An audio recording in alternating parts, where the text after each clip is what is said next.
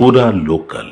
Welcome to Pura local. This is Bharathi. వాళ్ళ వార్తాపత్రికలోని ప్రధాన వార్తలు చూద్దాం. ముందుగా ఈనాడు చూసుకున్నట్లయితే నిన్న ఢిల్లీ వేదికగా జరిగిన యుఎస్ అలాగే ఇండియా వ్యూహాత్మక భాగస్వామ్య సదస్సు ఏదైతే ఉందో అందులో సీఎం రేవంత్ రెడ్డి చేసిన కొన్ని కామెంట్స్ మనకి ఇక్కడ కనిపిస్తున్నాయి. పెట్టుబడులకు ఫ్యూచర్ గ్యారంటీ. హైదరాబాద్ ఇప్పటికే బీసీలకు గమ్య స్థానంగా మారింది. అంతర్జాతీయ స్థాయి మౌలిక వసతులతో అలరారుతోంది. మూసీ పునర్జీవం పూర్తయితే నైట్ ఎకనామీ కొత్త పుంతలు. చైనా +1 మోడల్ కు గ్లోబల్ సమాధానం తెలంగాణగా మారుతుంది అంటూ కూడా చేశారు. ప్రపంచ వ్యాపారవేత్తలకు ఇదే మా ఆహ్వానం. యుఎస్ ఇండియా వ్యూహాత్మక భాగస్వామ్య సదస్సులో సీఎం రేవంత్ రెడ్డి చేసిన కామెంట్స్ ఇవి. ఈ ఇమేజ్ లో మనం చూసుకోవచ్చు. ఇదే సదస్సులో సీఎం రేవంత్ రెడ్డితో పాటు ఇక్కడ కొంతమంది సంస్థ అధినేతలు కూడా ప్రతినిధులు కూడా ఉన్నారు. ఇక్కడ చూసుకుంటే తాజాగా ఇటీవల జరిగిన రెడ్ ఫోర్ట్ పక్కన పేలుడు ఏదైతే ఉందో దానికి సంబంధించిన విచారణ కానివ్వండి, దర్యాప్తు కానీ ఏదైతే జరుగుతుందో ప్రతిరోజు ఈ కేసు ఒక మలుపు తిరుగుతుంది. అనేక బాంబ్ బ్లాస్ట్‌కి ఉగ్రముఖులు ప్లాన్ చేసినట్టుగా ఒక్కొక్కటిగా బయటకు వస్తుంది. అలా బయటకు వచ్చిన వాటిలో ఇదొకటి. 4 నగరాల్లో కార్ చిచ్చు కుట్ర. బాంబుల తయారీకి 26 లక్షల నగదు సేకరించిన నిందితులు, అలాగే అమర్చేందుకు కార్లు సహా 32 పాత వాహనాలు కూడా సేకరించినట్టు తెలుస్తుంది. పేలిన కారును నడిపింది ఉమరే. DNA పరీక్షల్లో నిర్ధారణ అయినట్టు కూడా దర్యాప్తు బృందం ఇప్పటికే ప్రకటించింది. తాజాగా ఓ ప్రొఫెసర్, మరో కార్డియాలజీ విద్యార్థి కూడా అరెస్ట్. ఈ ముఠా ఏదైతే ఉందో, ఉగ్ర ముఠా ఏదైతే ఉందో ఇందులో అధిక మంది చదువుకున్న వారే, ఉద్యోగాలు చేసేవారే, ఉన్నత స్థాయిలో ఉన్నవారే ఉండటం అనేది ఒక దారుణంగా మారుతుంది. అనుమానిత 3వ కారు ఫరీదాబాద్ వర్సిటీలో లభ్యం. ఢిల్లీ పేలుడు క్షతగాత్రులో మరొకరు మృతి. ఇప్పటి వరకు ఆ పేలుడికి సంబంధించి ఎవరైతే గాయపడి ఆసుపత్రిలో చికిత్స పొందుతున్నారో వారిలో మరొకరు కూడా మృతి చెందినట్లు వైద్యులు నిర్ధారించారు. తెలంగాణ రైజింగ్ గ్లోబల్ సమ్మిట్ 8-9 తేదీలో ఫ్యూచర్ సిటీలో నిర్వహణకు సన్నాహాలు జరుగుతున్నాయి. అలాగే 9న దార్శనిక పత్రం విడుదల చేయనున్న సీఎం రేవంత్ రెడ్డి. తెలంగాణ రైజింగ్ 2047 దార్శనిక పత్రాన్ని సీఎం రేవంత్ రెడ్డి విడుదల చేయనున్నారు. అలాగే తుది రూపు ఇవ్వడంపై నేడు ఉన్నత స్థాయి సమావేశం నిర్వహించనున్నారు.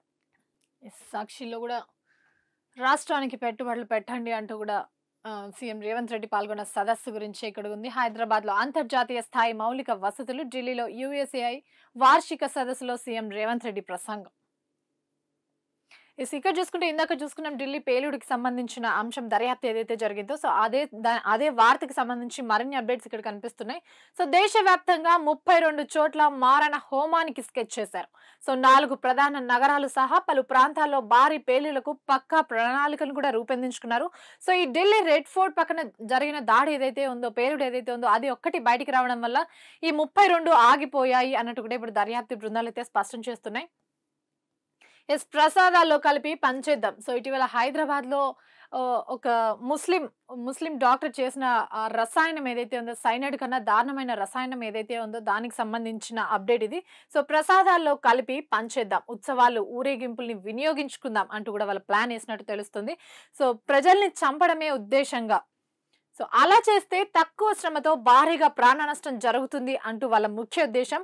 అలాగే రీసెంట్ పై మొయినుద్దీన్ కు యూపీ ద్వయం ప్రతిపాదన. అహ్మదాబాద్ ATS విచారణలో వెలుగులోకి వచ్చిన నిజాలివి. హైదరాబాద్ లోని మొయినుద్ ఇంట్లో ATS సోదాలు కూడా నిర్వహిస్తుంది ప్రస్తుతం. ఇక్కడ చూసుకుంటే తెలంగాణ రాష్ట్రానికి మరో గర్వకారణం అని కూడా చెప్పుకోవచ్చు. క్రియేటివిటీ హబ్ గా హైదరాబాద్ మారనుంది. VFX గేమింగ్ రంగం అభివృద్ధి దిశగా ప్రణాళికలు జరుగుతున్నాయి. మహిళా క్రియేటర్ల కోసం ప్రత్యేక ప్లాట్ఫామ్ ఏర్పాటు చేయబోతుంది ప్రభుత్వం. వచ్చే ఏడాది అంతర్జాతీయ ప్రమాణాలతో ఇమేజ్ టవర్, హైదరాబాద్ లో నెట్ఫ్లిక్స్ గ్లోబల్ క్యాపబిలిటీ సెంటర్ ని కూడా ఏర్పాటు చేయనున్నారు.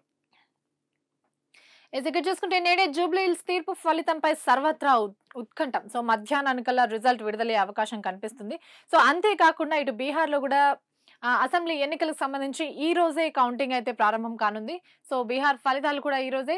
ఓట్ల లెక్కింపుకు అన్ని ఏర్పాట్లు పూర్తి. ఇది కూడా మధ్యాహ్నం లోపు కల్లా రిజల్ట్ వచ్చే అవకాశం కనిపిస్తుంది. ప్రస్తుతం తాము గెలుస్తామంటూ 2 పార్టీలు, ప్రతి ఒక్క పార్టీ ధీమా వ్యక్తం చేస్తున్నట్టు కూడా మనకి ఇక్కడ కనిపిస్తుంది. అడుగడుగున అడ్డంకులే. పత్తి పంటను అమ్ముకోలేక రైతులు ఇబ్బందులు పడుతున్నారు. అకాల వర్షం ద్వారా నష్టపోయారు అంటూ కూడా చెప్పాల్సిన అవసరం లేదు ఇక్కడ. తేమ శాతం పేరిట తక్కువ ధరకే కొనుగోలు చేస్తున్నారు. L1, L2 కేటగిరీల విభజనతో పూర్తిగా తెరుచుకోని మిల్లులు, అకాల వర్షాలతో పంట నష్టపోయిన రైతులకు దొరకని మద్దతు. ఇందాక కూడా చూసుకున్నాం. పత్తి పంటకి సంబంధించి రైతు ఎలా ఆవేదన వ్యక్తం చేస్తున్నారు అనేది. సో, ప్రస్తుతం రాష్ట్ర వ్యాప్తంగా ఇదే పరిస్థితి కొనసాగుతుంది. వర్షానికి తడిసిన పత్తి ఏదైతే ఉందో అందులో తేమ శాతం తక్కువ ఉంటేనే ఇంత పర్సెంట్ అని కొనుగోలుదారులు ఫిక్స్ చేసి కొనుగోళ్ళకైతే పూనుకుంటున్నారని కూడా తెలుస్తుంది. సో, పొట్ట నింపని పత్తి దిగుబడి రాకపోవడంతో చేలు దున్నేస్తున్న పత్తి రైతులు. సో, ప్రత్యామ్నాయంగా మొక్కజొన్న, ఇతర పంటలు. ఖరీఫ్ సీజన్‌లో పత్తి రైతులను ముంచిన అధిక వర్షాలు దారుణంగా దెబ్బతింటున్న పంట. సో, దిగుబడి లేక దిగాలు. సో, రాష్ట్ర వ్యాప్తంగా పత్తి రైతుల పంట ఇలానే కొనసాగుతుంది అని చెప్పుకోవడంలో కూడా ఆశ్చర్యపోనక్కర్లేదు. ఇక్కడ చూసుకుంటే 48 గంటల్లో 750 వాహనాలు సీజ్. రవాణా శాఖ స్పెషల్ డ్రైవ్‌లో ఈ కార్యక్రమం అయితే జరిగింది. ఈ స్పెషల్ డ్రైవ్ కారణంగానే సుమారు 750 వాహనాలు సీజ్ అయినట్టు కూడా తెలుస్తుంది. సో, ఒకటి ఓవర్‌లోడ్, అతివేగం, ఉల్లంఘనలపై చర్యలు తీసుకుంటుంది. ఓవర్‌లోడ్‌తో ఆర్టీసీ బస్సు టైర్లకు మంటలు. సో, గమనించి చెప్పిన రోడ్డు మీద వాహనదారులు బస్సుకి తప్పిన ముప్పు. సో, జోగులాంబ, గద్వాల్ జిల్లాలో ఈ ఘటన చోటు చేసుకుంది. సో, ఇటీవల తాజాగా జరుగుతున్న రోడ్డు ప్రమాదాలు ఏవైతే ఉన్నాయో, ఈ రోడ్డు ప్రమాదంలో అధికంగా బస్సులే దెబ్బతింటున్నాయి. ఒకటి మంటల్లో కాలిపోతున్నాయి. ఇంకొకటి యాక్సిడెంట్లు అవుతున్నాయి. ఇలా జరగడం వల్లే రవాణా శాఖ ఈ నిర్ణయం తీసుకుంది అని కూడా చెప్పుకోవచ్చు. ఈ నిర్ణయంలో భాగంగానే స్పెషల్ డ్రైవ్ నిర్వహించి ఆహ్, దాదాపు పర్మిట్ లేని బస్సులన్నీ సీజ్ చేస్తుందని కూడా స్పష్టంగా తెలుస్తుంది. ఇక్కడ చూసుకుంటే రాష్ట్రంలోనూ కుంకుమ పువ్వు సాగు. సో, ఇప్పటివరకు మనకి కుంకుమ పువ్వు అంటే కాశ్మీరే గుర్తొస్తుంది. కాశ్మీర్ నుంచే దిగుబడి చేసుకోవాలి. కాశ్మీర్ నుంచే తెప్పించుకుంటారు ప్రతి ఒక్కరు. ఇప్పుడు రాష్ట్రంలో కూడా సాగు చేసే అవకాశాలైతే కనిపిస్తున్నాయి. సో, ఏరోఫోనిక్ పద్ధతిలో హార్టికల్చర్ వర్సిటీ ప్రయోగం సక్సెస్ అయింది. సో, వనపర్తి జిల్లా మేజర్ల కాలేజ్‌లో మోడల్ ల్యాబ్ ఏర్పాటు చేశారు. సో, దీనికోసం మాత్రమే. సో, అందులో కాశ్మీర్ వాతావరణాన్ని క్రియేట్ చేసి అందులోనే కుంకుమ పువ్వునైతే సాగు చేస్తున్నారు. ఇందాక చూసుకున్నాం జూబ్లీహిల్స్ బైపోల్ కౌంటింగ్ అయితే నేడే జరగనుంది. సో, జూబ్లీహిల్స్ బైపోల్ ఫలితం నేడే 42 టేబుల్స్ 10 రౌండ్లు కౌంటింగ్‌కి పకడ్బందీగా ఏర్పాట్లు. సో, ఉదయం 8 గంటలకు ప్రారంభం, గంటన్నర లోపే ట్రైన్. విజేత ఎవరనే దానిపై ఉదయం 11:30 లోపే బయటపడే అవకాశాలు కూడా ఉన్నట్టు తెలుస్తుంది. సో, ప్రధాన పార్టీలో ప్రస్తుతం ఉత్కంఠభరితంగా కొనసాగుతున్నాయని చెప్పడంలో సందేశమే లేదు. అమెరికాలో 43 రోజుల తర్వాత ముగిసిన షట్‌డౌన్ బిల్లుపై సంతకం పెడుతున్న ప్రెసిడెంట్ ట్రంప్. ఇవి వాల్టి వార్తాపత్రికలోని ప్రధాన వార్తలు. మరిన్ని వార్తలతో మళ్ళీ కలుద్దాం. చూస్తూనే ఉండండి పూరా లోకల్.